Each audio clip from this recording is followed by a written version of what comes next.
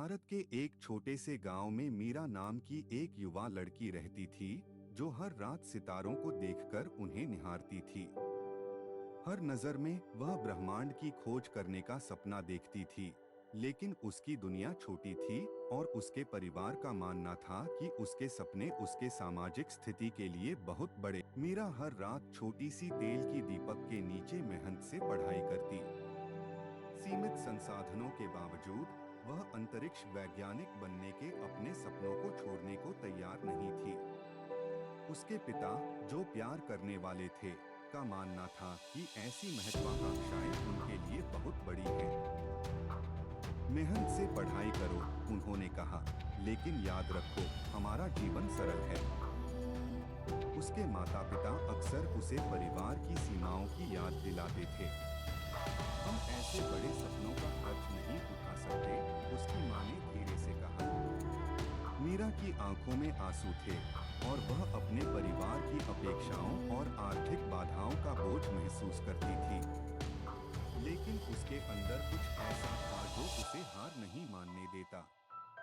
एक दिन गांव की पुस्तकालय में मीरा ने एक वृद्ध पुस्तकालयाध्यक्ष से मुलाकात की, जिन्होंने उसकी जिज्ञासा को देखा।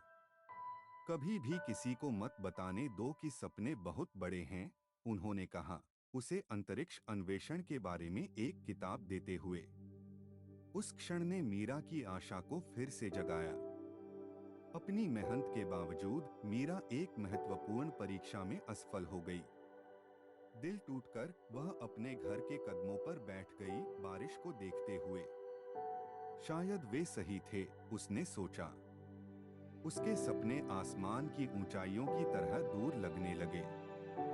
उस रात मीरा फिर से सितारों की ओर देखती है। हफ्तों में पहली बार उसे एक चिंगारी महसूस हुई।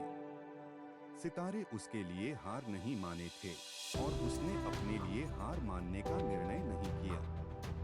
उसने फिर से कोशिश करने का फैसला किया, इस बार अधिक समझदारी और दृढ़ता से। गांव के उत्सव में रंग बिरंगे पटाखों ने आसमान को रोशन कर दिया।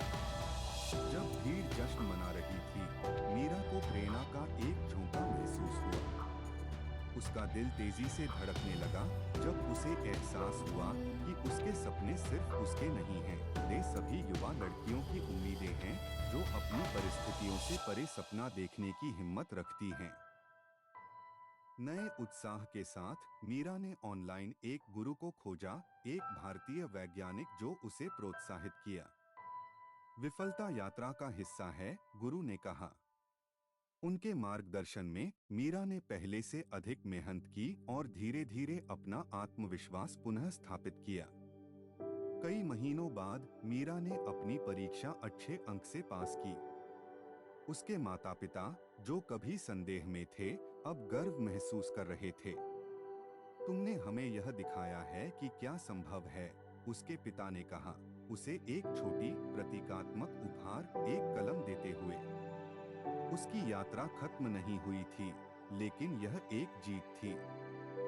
जब वह कॉलेज के लिए निकली, मीरा ने अपने गांव को अलविदा कहा।